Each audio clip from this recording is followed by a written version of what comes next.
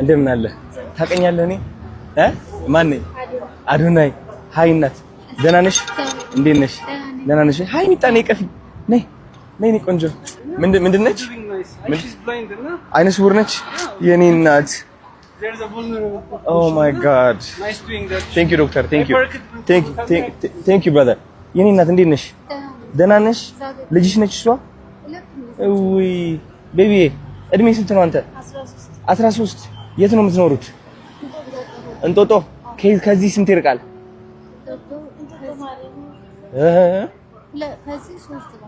ሶስት ባስ ነው። ኑ እስኪ አንዴ ኑ ወደ መኪና ላስገባችሁ። ነይ እናቴ እኔ ልቀፍሽ አንቺ የኔ ቆንጆ። ወይዬ ለሃንዶ አለና ኑ እስኪ አሻግራት እጇን ይዘህ። ውይ ቆይ ልግባና መጀመሪያ ነኝ። ሆፓ ውይ እኔ ሃይ ቤቢ። ስምሽ ማን ነው የኔ እናት? አዲስ እሷስ ትንጥየዋስ? ራኬብ ቆንጆ። ሃይ ራኬብ እድሜዋ ስንት ነው? 2 የት ነው የምትማረው አንተ? ደብረትክ ምንድን ነው የሚያስፈልጋችሁ?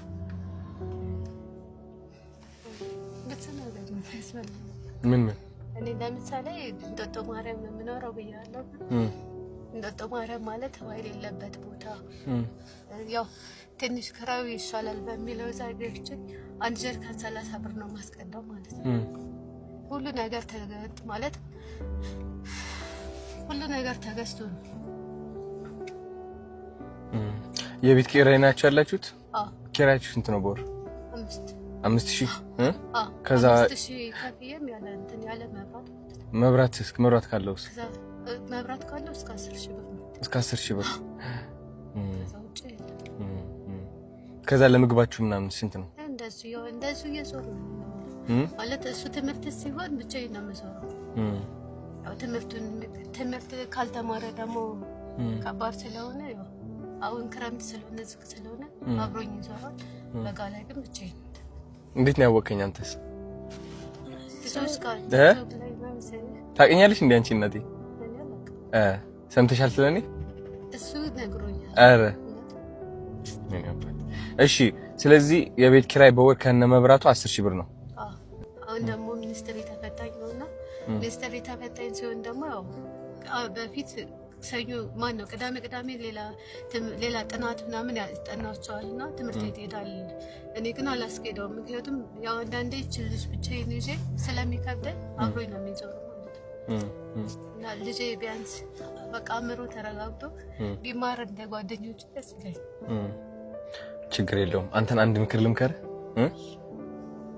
ጠንካራ ነህ በጣም እሺ። ይገባኛል እያሳለፍክ ያለው ነገር። አይዞህ እኔም ላግዝህ ነው የመጣሁት። በተለይ አንተን እሱ ነው ያለው አሁን ታላቅ ልጅ ሁለቱም ብቻ ናቸው ማለት እንትን ሁለቱም ብቻ ናቸው። ባለቤትሽ? እሱ የለም። ብቻዬን ነው እንትን ነው። ስለዚህ አንቺ ነሽ አባወራ ማለት ነው። አደራ የተጣለብህ አንተ ነህ። እንዴት ነው አደራው? ከባድ ነው። ጎበዝ። ምን መሆን ነው የምትፈልገው ስታድግ? ኳስ ተጫዋች መሆን ትፈልጋለህ?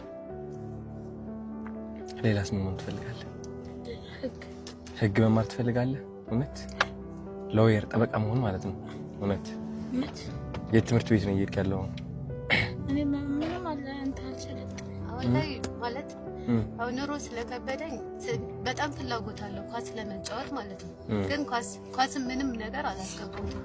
አንደኛ በክፍያ ነው፣ ሁለተኛ ደግሞ ያው እንዳልኩ ከክላስ ውጪ አብሮኝ እንትን የሚለው እኔም ደግሞ እውነቱን ስነግርህ እኔም ደግሞ ያው እማር ነበረ። በዚህ ልጅ ምክንያት የሚይዝልኝ ሰው አጥቼና ኑሮ ሲከብደኝ ነው ትምህርቱንም ትቼ ውጭ ብዬ እንትን እያልኩ ያለሁት ማለት ነው እንጂ የ2ኛ ዓመት ዲግሪ ተማሪ ነበር።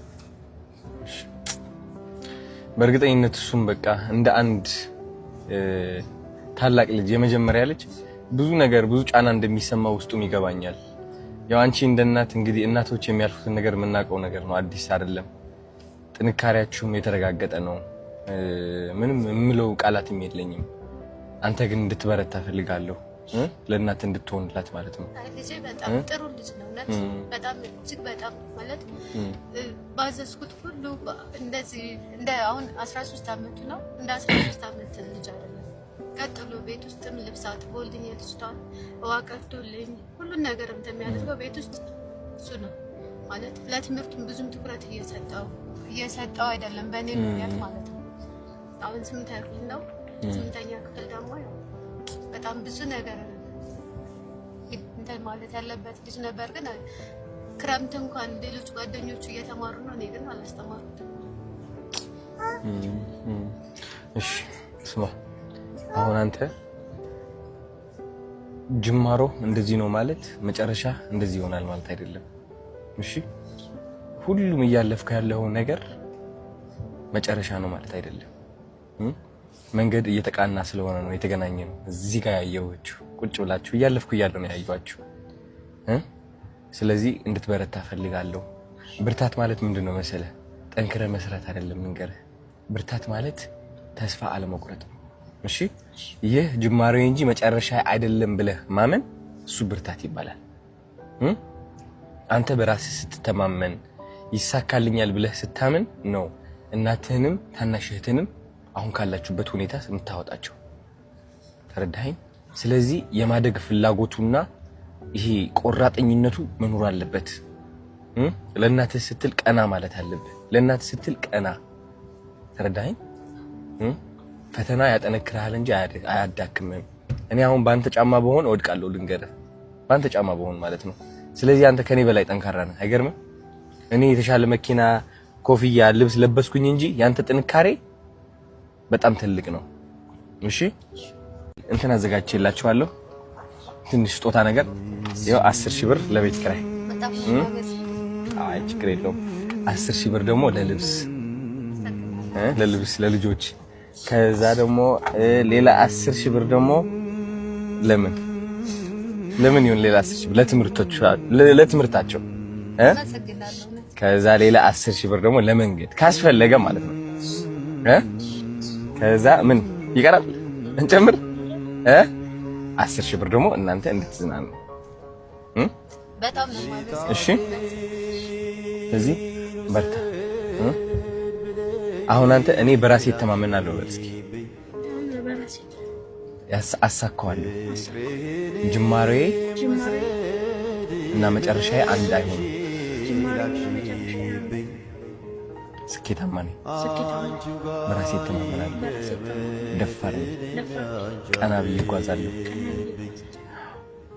እነዚህ ሁሉ ነገሮች እንደምትተገብራቸው ቃል ከገባልኝ 20,000 ብር ጨምራለሁ። ቃል ትገባለህ ማለት ማርያም ብላል። ይኸው ቃል ሲገባ ሰምተሽዋል እንጂ 20,000 ብር ጨምራለሁ። ስለዚህ በአጠቃላይ ስንት ነው? ለሁሉም ይሆናል። ለቤት ኪራይም ይሆናል። እቺ 20,000 ብር ደግሞ አንተ ጠንከር እንድትል ነው። ለራስህ ብቻ በቃ ማንም እናትህ አትወስድብህም። ለማንም ሰው አይደለም፣ ለራስህ ወደ ማይሆን ነገር እንዳታውል። እሺ አንተ ስልክ በጣም ይፈልግ ነበር። ይኸው ስልክ አለልህ። ስልክህን እቀበልሃለሁ፣ ቲክቶክ እከፍትልሃለሁ። እሺ ቪዲዮዎች ትሰራለህ። እሺ ይኸው 20,000 ብር ለዓላማ። እሺ ወድሻለሁ።